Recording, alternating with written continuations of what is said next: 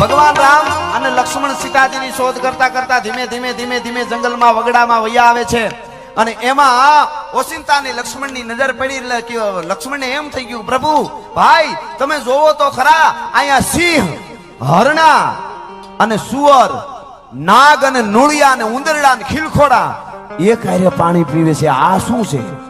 આ પ્રકૃતિ કેમ બદલી ગઈ? ભગવાન રામે કીધું, લક્ષ્મણ સબરીના ભજને પ્રકૃતિને ફેરવી નાખી છે. કોઈ કોઈની હિંસા નથી કરતું. ભલા માણસ, શું ભજનની તાકાત હશે, શું તાકાત હશે? તમે જુઓ, આ જેવી તેવી વાત નથી. આ ભજન, આ ભગવા, હા બ્રહ્માંડને તોડતા હોય પાપણના પડદાથી. અમારે ત્યાં ભેસાણ ગામ છે જુનાગઢ ગિરનાર પાસે, એની પાસે સરદારપુર કરીને ગામ, અને આજથી 40 વર્ષ પહેલા બનેલી ઘટના, જાજા વર્ષો એની બાપુ 40 વર્ષ થયા છે ખાલી આ ઘટનાને. 40 વર્ષ પહેલા કાનજી બાપા કાથરોટિયા કરી અને કણબી પટેલના બાપા, અને એ વખતે તો લાકડાના ઓલા હાથીડા હોય ને ખંભે ઉપાડીને વહી આવતા એવા આદમી હતા. ઘણી વાર અમે વાતો કરી, માથું પડે ને ધડ લડે, ઘણા આમાં મોટા કરે ભણેલા. એકચ્યુઅલી આ શું વાતો કરે છે? હવે એને ક્યાંથી ખબર હોય બીપી ગમે તે વધી જતું હોય એને? આ તો સીધી જ વાત છે ને. પણ ઈ હોય અહીંયા અમુક વડીલો છે એ ખાય એટલું, અમુક આપણે ન ખાય. એટલે યુગ પ્રમાણે પરિવર્તન થતું હોય એવું ન માનવું તેથી ન થતું હોય. એમ કાનજી બાપા કાથરોટિયા આખો હાથીડું ખંભે નાખીને વૈયા આવે. એમાં ગોવાળ સાંજને ટાણે 5 વાગ્યાને ટાણે હવેડા બાજુ ગાયું જાતી હતી, ભાઠા મારીને પાછી વાળતા હતા ગોવાળો ગામના. શું કામ? પાણી નહોતું હવેડામાં, કારણ કે વાયુમાં પાણી નહોતું, નબળું વરસાદ થતો નહોતો. જેઠ ને અહાડ 2 કોરા વહી ગયા. એટલે કાનજી બાપાને એમ થયું, આ પડકારો, રે ગોવાળો બાપા તમે માવડિયું ને હું કામ ભાઠા મારો છો? જવા દો ને. અરે બાપા અમે ભાઠા નથી મારતો, આ ભાઠા તો ભગવાન મારે છે. કે કા? તો કે વરસાદ થતો નથી, આહાડે કોરો વયો ગયો અને પાણી વાયમાં ટીપુય રહ્યું નથી. આ માવડિયું ને ક્યાં લઈ જાય? ગોવાળો કે પાણી વગરની માવડિયું ને ધરાર હવેડે જવું, હવેડામાં તો પાણી છે નહીં, એટલા માટે ભાઠા મારી છે. અને દ્રાયકો પડી ગયો. લાગી જાય ઘડીકમાં લાગી જાય, નકર આખી જિંદગી ફેર ન પડ્યો. એક જણો સત્સંગમાં જાય ને, સત્સંગમાં તો જાતો હતો સત્સંગમાં, તો એનો 8-9 વર્ષનો દીકરો ભેગો જતો હતો સત્સંગમાં. એટલે એને કીધું છોકરાને, પાછો વળી જા, નથી આવું. છોકરો ધરાર આવતો હતો, 2-3 ઠપાટ નાખી લીધી, ભાઈ પાછો છોકરો વાયો ગયો. પછી ડાયા માણસે કીધું સત્સંગમાં આવે, ક્યાં ને ભૂંડું ફિલ્મ જોવા લઈ જવાનું છે કે ક્યાંય બીજે ખરાબ ઠેકાણે? છોકરાને 2 જ્ઞાનની વાતો ઉતરે લઈ જતા હોય તો મારો શું કામ બિચારા? તો કે એને ન લઈ જાવ, ઉંમર નાની. અરે કે પણ નાની ઉંમરે જ હરખું એને એ કે મગજમાં બેહતો, કે એટલે જ ન લઈ જવાય. કાં? તો કે કોરી પાટી કહેવાય ને, મગજમાં બધું ઉતરી જાય. કે તમારે કે આપણે તો 40 વર્ષથી સંતવાણી ભજન કથા કાંઈ મૂક્યું જ નથી. આપણે કાંઈ પાડા ઉપર પાણી ઢોળો ફેર પડે તો આપણા ઉપર જ્ઞાનમાં ફેર પડે. એની વાત નહીં, ઓલાને લાગી જાય તો થોડાકમાં લાગી જાય. વાત તમને હું ઈ કરી રહ્યો છું. કાનજી બાપાને લાગી આવ્યું, પટેલનો દીકરો આમ હાથીડાનો ઘા કર્યો કે પાણી નમળે ને ગાયું તરસ્યું, આહાડ કોરો ગયો. સીમાડે ધુળેશિયા હનુમાન છે, ત્યાં જઈને બેહી ગયા. 40 જ વર્ષ થયા, એના સાક્ષીઓ હજી બાપાઓ ત્યાં જીવે છે, બાબાઓ. ત્યાં જઈને બેહી ગયા અને હનુમાનને કીધું કે હે દાદા હનુમાન, તું રામનો ભક્ત છો અને હું તારો ભગત છું. હવે વરસાદ કરવો કે ન કરવો એ તારા હાથની વાત છે. બાકી આ પટેલનો ભાભો અહીંથી કણબી ઉભો થવાનો નથી. જય હનુમાન, જય હનુમાન. હે હના હના હના હના હના હના. મિત્રો, 1 દી 1 રાત, 2 દી 2 રાત, 3 દી અને 3જી રાત અને 4થા દીની હવાર થઈ. 3 દી પૂરા થઈ ગયા, 4થા દીની હવાર થઈ અને હવાર થઈને બપોર 3:30 દી થયા ને, અહીંયા એક ધારું હનુમાન હનુમાન હનુમાન. પાણી નહીં, ખાવાનું નહીં હો. હનુમાન હનુમાન હનુમાન હનુમાન હનુમાન હનુમાન. નક્કી કરી લઉં આજ કળિયુગમાં શું થાય છે. અને જ્યાં 1:30 વાગ્યો ને, 1:30 ત્યાં આભા મંડળમાં ધીરી ધીરી ધીરી ધીરી ધીરી, મિત્રો નજરે જોનારા 40 વર્ષ પહેલાની વાત છે. ગાયની ખરી જેવી વાદળીમાંથી થાતા થાતા થાતા આખો આભા મંડળ એક થઈ ગયું, એક રસ થઈ ગયું. જાણે આ પલોઠી વાળીને ધરતી માથે બેહી જાય અને ગડું કરતા મીંડ્યા અવાજ આવવા. અને 2 વાગ્યાનો સમય થયો ને, ત્યાં તો શું બન્યું? ચડ્યા ઘસાટી વાદળા કાળા ધોબળા ગંબારે શોકે થાય બોત રાતી માથે ઉતર્યા તરાર તાતો જીગોરા મોરલા માથે માહરી મડાણી જડી એક તારા મેઘ રાજા મડાણા.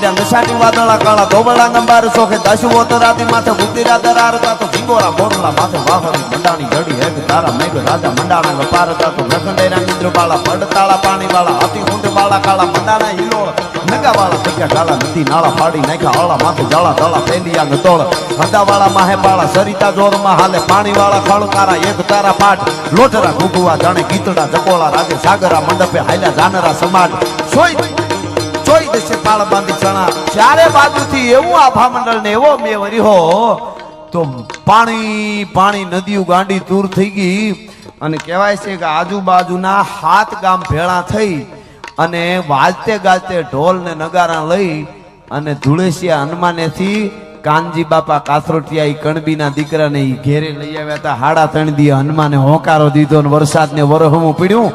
શ્રદ્ધા અને વિશ્વાસ હોય તો આજ પણ થાય, પણ ઘણાને તો જાન લઈને જાતા હોય હારા ઉપર વિશ્વાસ ન હોય. ઈ કે આટલો ખર્ચો કર્યો એકચ્યુઅલી પરણાવશે જ ખરા ને લે. હવે એમાંથી હારા ઉપર ભરોહો ન હોય, ત્યાં માતાજી ન આવે ને ભગવાને ન આવે ને મળે ત્યાં ખાઈને હુઈ જવાય. આ તો ભરોહાની વાત છે. ભરોહો હતો એટલા માટે યુદ્ધના મેદાનમાં સુરવીરો ઉતરતા હતા. અમે અફીણ પીએ અંજળીઓ ભરી ભરી. અફીણ શેના માટે હતું? શરીર માથે ઘા લાગી ગયા હોય તમ એને ધનુર ન ઉપડે, કલાકો સુધી યુદ્ધ કરી શકે ત્યાં સુધી પડે નહીં, એટલે અફીણ પીતા હતા. ગાંડા થઈને ખૂણામાં પડી રહેવા નહોતા પીતા. ઈ તમને કહી દઉં, એને ઘા લાગે. કેવા અફીણો હતા સાહેબ. અને કવિઓ અને દુઆ કીધા કવિઓ અફીણના. અમલ અટંકા નવ લિયા ને રણ મેં ધર્યો ને રોષ, સર્પે ધર્યો ને શહેરો ને પીયો ને ચંબળ પોસ. એવો અમલ કે બિલ્લી જો પીવે તો શ્વાન હુંકો પ્રાણ હરે, અને બકરી જો પીવે તો મારે બન રાજકો. મૂર્ખ જો પીવે તો અનાજુ કી મોટ મારે. મૂર્ખો જાજુ પીજે ખૂબ ખાય, કઈ હારું ન કરે. એના પીવાની છૂટ છે, પણ એના પછી હારા કામ કરતા હોય તો. મૂર્ખ જો પીવે તો અનાજુ કી મોટ મારે, ગધા જો પીવે તો મારે ગજરાજ કો. ચતુર જો પીવે તો સુંદરી કી સેજ રમે, અને સુંદરી જો પીવે તો ઉઠી ધાય કાજ કો. કહે કવિ શિવ સંગ કસુંબા કો એસો રંગ, ચીડિયા જો પીવે તો માર દેવે બાજ કો. એવા કહુંબા લઈ અને ઈ યુદ્ધના મેદાનમાં જાતા. એને ખબર હતી કે નશાની શું તાકાત છે. બરજે બરજા આલેખ કરપડાને કોક દીક વાંચો તો ખબર પડે. આલેખ કરપડા નામનો કાઠી દરબાર યુદ્ધના મેદાનમાં ઉતર્યો, વેતરાઈ ગયો અને ફારડા કરતી બરસી લાગી. આંતરડાનો ઢગલો થયો. ભેળા કર્યા આંતરડા પાછા ભેળા કરીને માથે પસેડીની ભેટ વાળી. અટણે આપણી પાસે જાજુ હોય નહીં એવું કઈ. પસેડીની ભેટ વાળી. આપણે પાઘડિયું વયું ગયું ને એટલે હેલ્મેટ પહેરવા પડે છે. બાકી આ પાઘડિયું ને જુઓ આ હજી. અને હું તો કહું એની પાસે બેહી લેજો.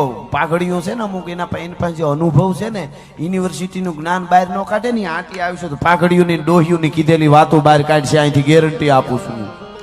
સહન કરવું પડે, કારણ કે એનો આપણો યુગમાં અંતર બહુ થઈ ગયું ને, એટલે સહન કરવું પડે, જવું પડે અને ઘણો બધો ફરક પડી જાય. પણ એ આલે કરપડાના આત્ર્યા બહાર નીકળી ગયા, ભેટ વાળી લીધી માથે. અને કહેવાય છે યુદ્ધ થયું, જે થવાનું હતું એ થયું. કંઈક મરાણા, કંઈક ભાગી ગયા, ગાયું વાળી લીધી.